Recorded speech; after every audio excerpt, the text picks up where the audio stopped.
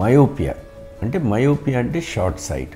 పిల్లలు దూరం కనపడదు, దగ్గర కనపడుతుంది. సో అప్పుడు పిల్లలు ఏం చేస్తారు, దగ్గర పరిసరాల్లో ఏమైతే ఉందో దాని మీద ఎక్కువ ఇంట్రెస్ట్ చూపెడతారు. చదువు, తల్లిదండ్రులకి ఇది యాక్చువల్గా హ్యాపీ న్యూస్, చక్కగా చదువుకుంటున్నారంటే. ఎక్కువ మంది పిల్లలు ఈ మైనస్ పవర్ ఉండటం వలన వచ్చే మంచి ఏంటయ్యా అంటే దగ్గర పనులు ఎక్కువ చేయటం. అంటే వాళ్ళు ఫుట్బాల్ తంతే ఆ బాల్ ఎక్కడికి పోతుందో కనపడదు, దూరదృష్టి ఉండదు. అందుకని ఇది షార్ట్ సైట్. కానీ రెండు అవసరం కాబట్టి పిల్లల్ని సమయానికి మనం చెక్ చేసి కళ్ళ జోడిస్తే అటు దూరము దగ్గర చూడగలుగుతారు.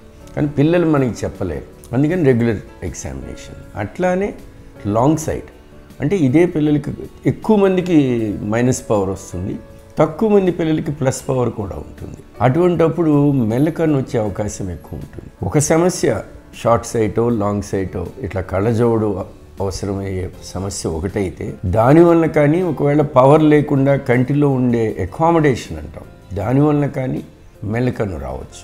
ఈ మెల్లకన్ను వచ్చినప్పుడు ప్రశ్న, అప్పుడప్పుడు పుట్టిన పసిపాపలకు కూడా 1 year లోపలే మేము మెల్లకన్ను ఆపరేషన్ చేస్తాం. కాబట్టి ఆ మెల్లకన్ను ప్రతి పిల్లల్లో వచ్చే ప్రతి మెల్లకన్నుకి ఒకే రకమైన ట్రీట్మెంట్ అనేది ఉండదు.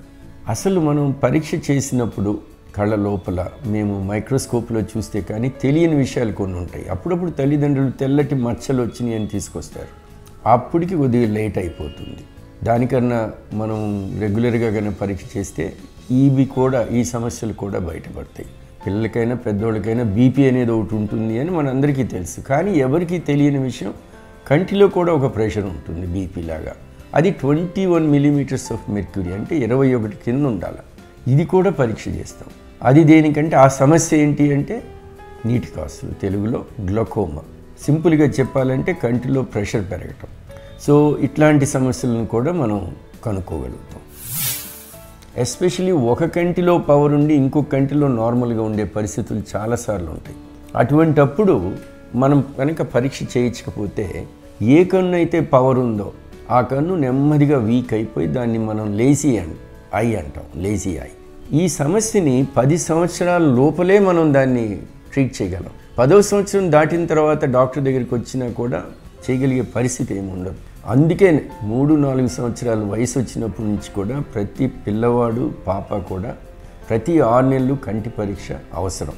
ఒకసారి 3-4 సంవత్సరాలు దాటిన తర్వాత ఒక కంటి డాక్టర్ దగ్గరికి తీసుకుపోయి కంటి పరీక్ష చేయిస్తే ఆ కంటి పరీక్షలో కంటిలో పవర్ ఎంత ఉంది అనేది చెక్ చేస్తాం.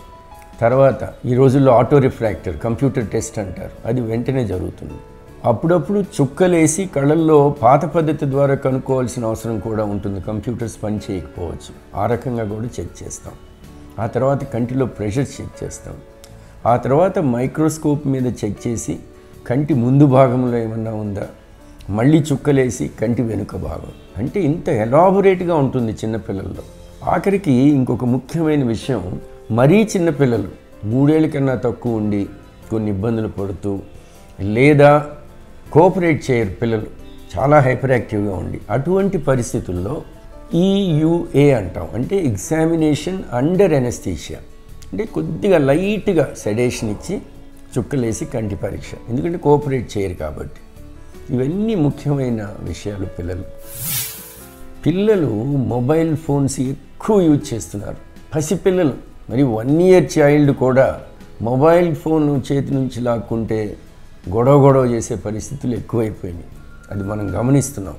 నిజానికి చెప్పాలంటే అట్లా ఎక్కువగా వాడటం మంచిది కాదు. కళ్ళతో 24 గంటలు దాని మీదే ఉంటారు పిల్లలు, గేమ్స్ అని, వాళ్ళు ఏది చూస్తే ఆ ఇంట్రెస్ట్తోనే.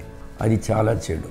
ప్రతి గంటకి పిల్లలు ఒక 15-20 నిమిషాలు బ్రేక్ తీసుకోవాలి. అది పేరెంట్స్ ఏ విధంగా చేస్తారు అనేది మీ చేతుల్లో ఉంటుంది. ఏదో రకంగా మభ్యపెట్టి 1 గంట సేపు ఆడుకోవటం అంటూ ముఖ్యం. ఎందుకంటే ఈ రోజులు ఇంటెలిజెన్స్ అనేది మనకి ఈ టీవీల ద్వారా, ఈ సోషల్ మీడియా ద్వారా దాంట్లో మంచి ఉంది, చెడు ఉంది.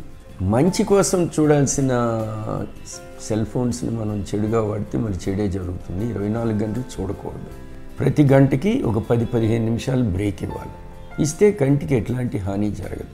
ఇది మజిల్స్కి సంబంధించిన విషయం. ఇంకోటి, ఆ టీవీ మీడియా నుంచి, అంటే ఆ టీవీ స్క్రీన్ కానీ సెల్ ఫోన్ స్క్రీన్ కానీ అందులో నుంచి వచ్చే మన కంటికి వచ్చే కిరణాలు దానివల్ల ఏమన్నా ఇబ్బంది ఉంటాయా అంటే ఈ రోజుల్లో అన్నీ కూడా యూవీ ప్రొటెక్టెడ్ కాబట్టి అది కూడా కంటిన్యూస్గా చూడకపోతే ఎట్లాంటి హాని జరగదు. బట్ ఓవరాల్గా కంటిన్యూస్గా సెల్ ఫోన్స్ పిల్లలు వాడటం మటుకు తల్లిదండ్రులు గమనించి ఏదో విధంగా అది జరగకుండా చూడాలి.